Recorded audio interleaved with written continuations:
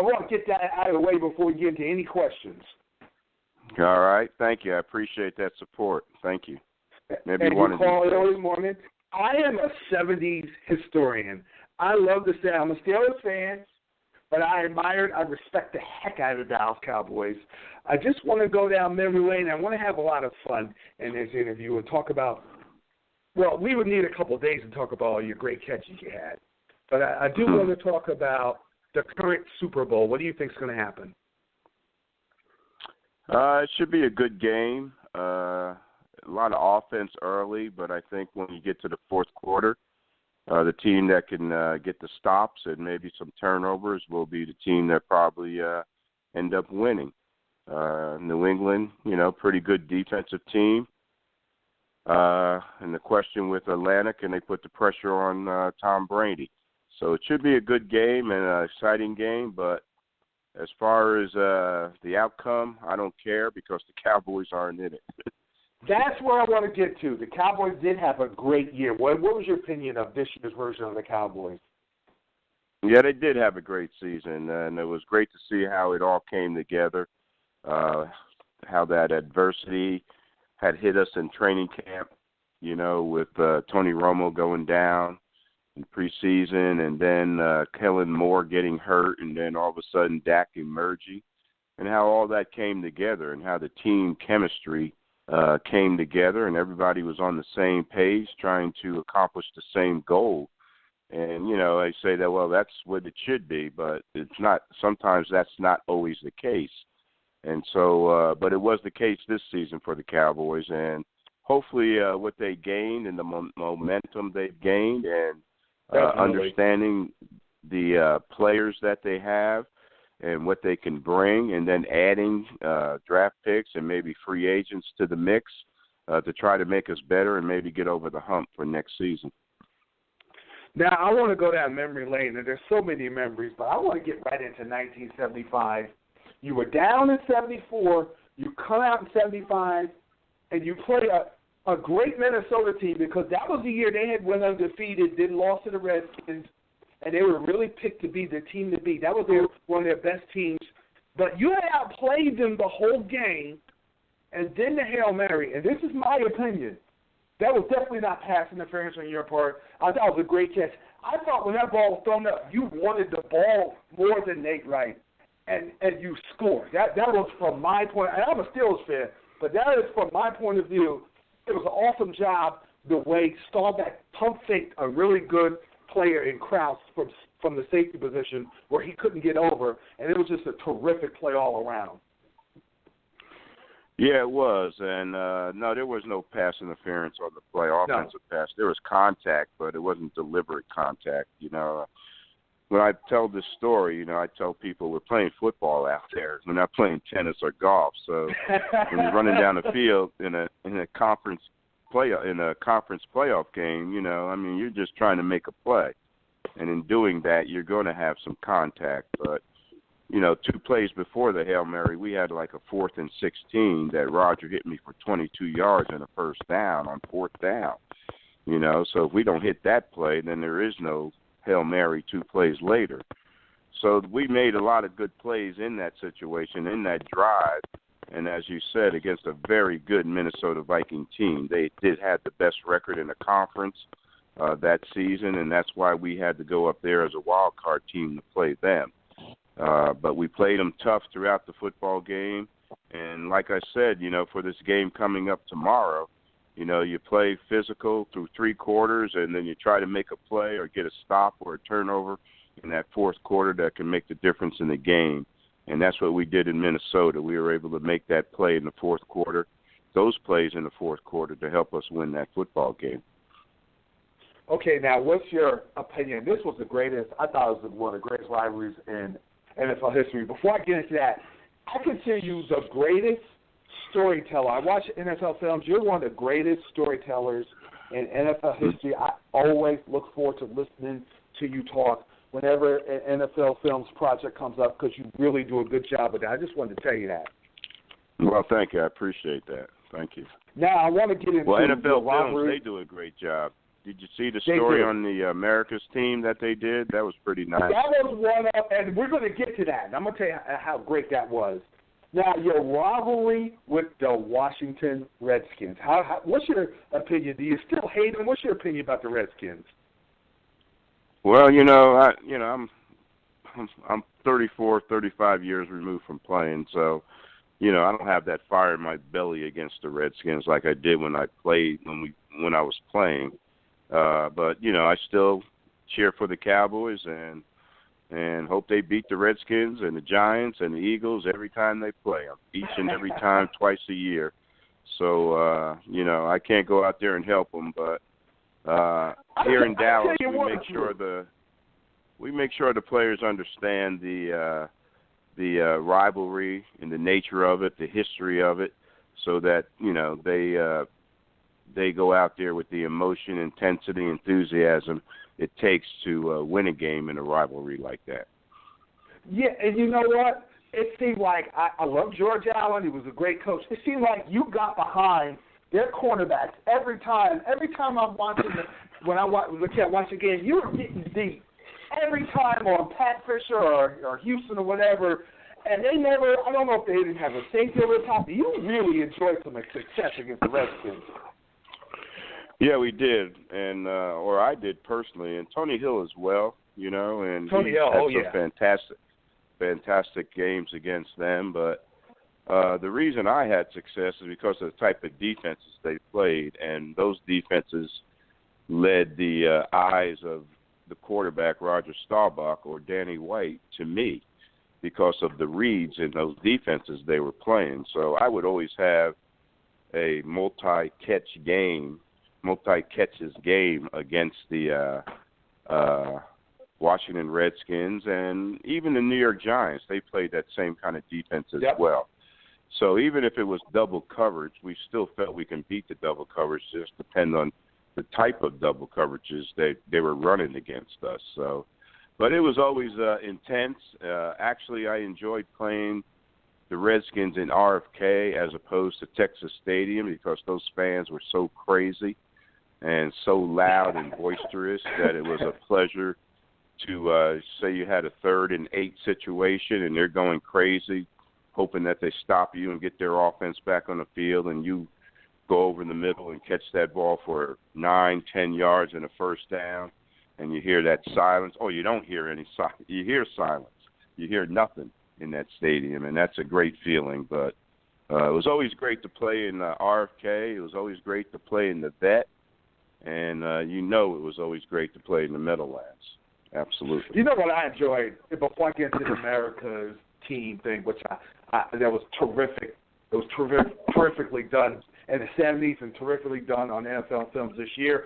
Your rivalry with the Rams, it just seemed like you would go into L.A. and just mop the floor. The Rams pulled up a couple of upsets in Dallas, but in 75 you destroyed them when everybody thought the Rams could get to the Super Bowl. Then in 78, the Rams were kind of talking stuff because they beat you in the regular season. Roger Staubach had threw a pick six. And they were kind of talking stuff because they hadn't got to the Super Bowl, and they're like, this is our year. And I know before that game, personally, you had to be fired up going into L.A. like, okay, we're going to show you the real Cowboys. Yeah, it was tough. The Rams were a very good team. They gave us a lot of trouble. Very athletic team, could throw the ball no matter who was quarterbacking, Pat Hayden or Vince Ferragamo, whomever.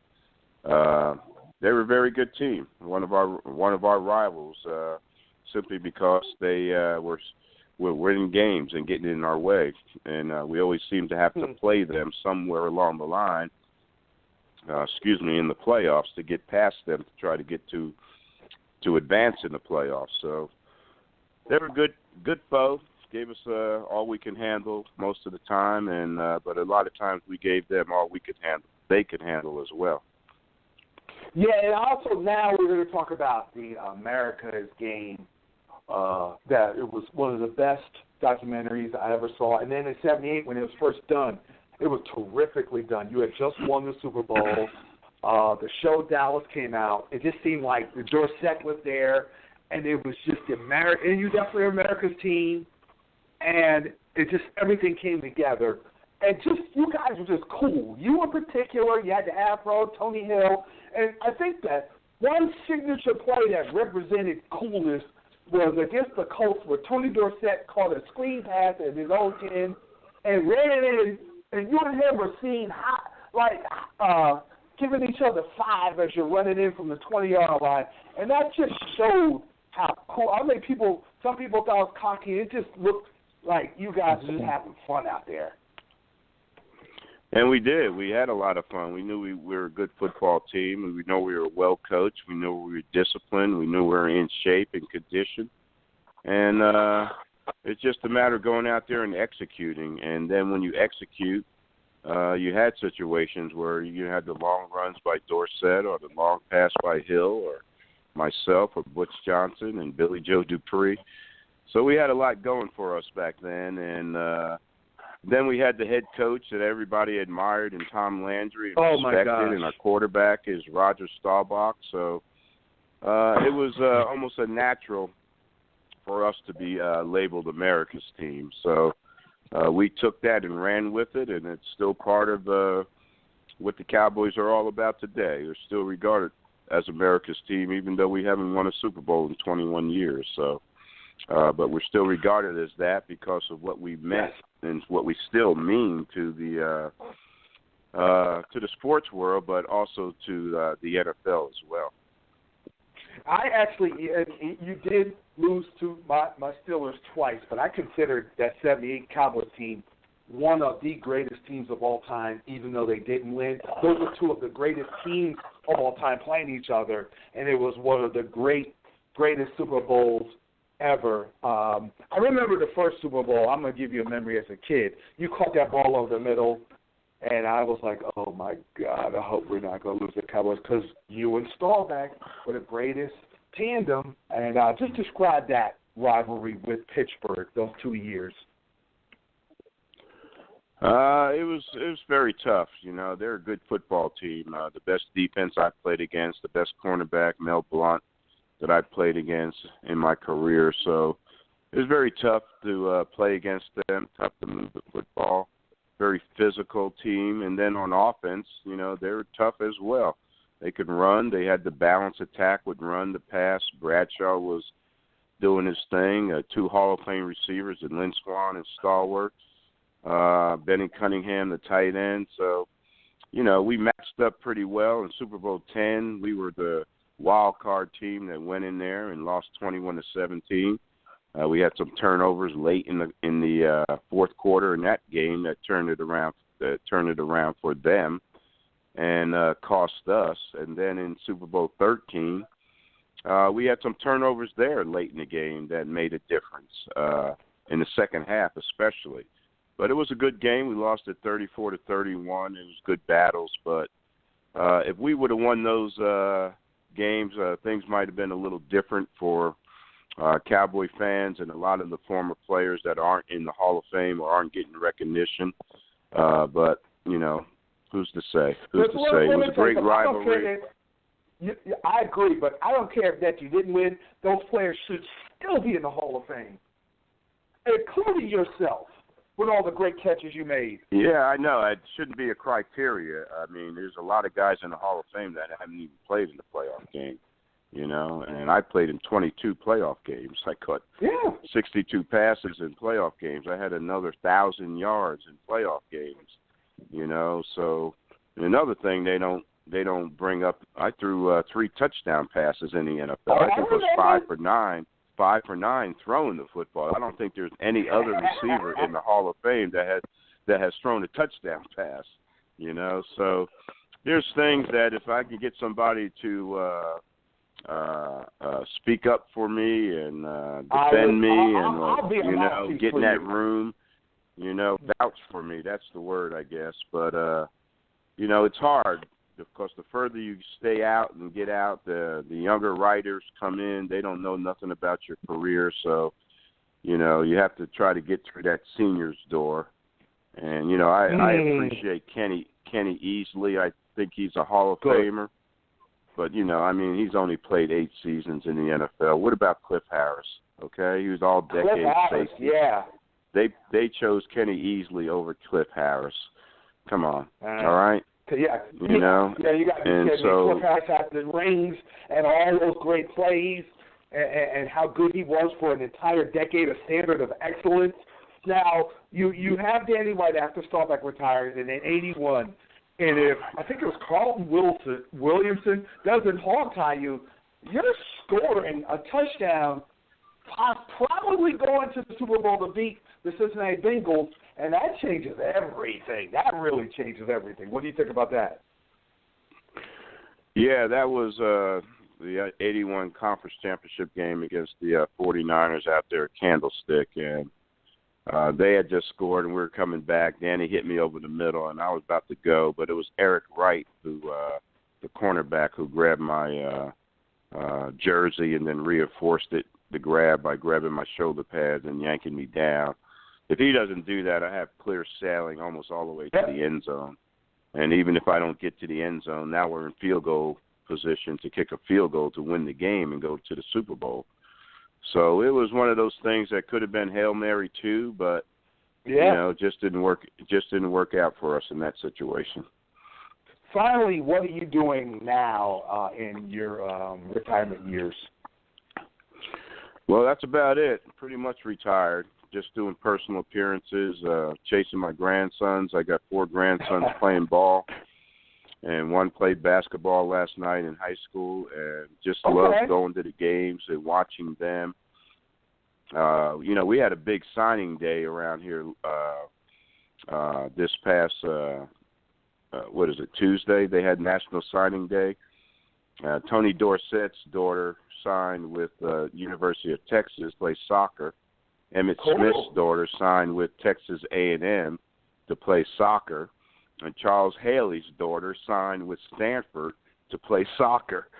So we got a lot of guys, former Cowboys around here now that have kids and grandkids that are coming through and doing their thing. So it's pretty cool. Pretty cool around here. Now listen, next year when I do my shows, I want you to come back on because I'm pushing this Drew Pearson to the Hall of Fame narrative. I'm gonna push it hard because you need to get in there. Right. You put the fear of God in me as a Steeler fan.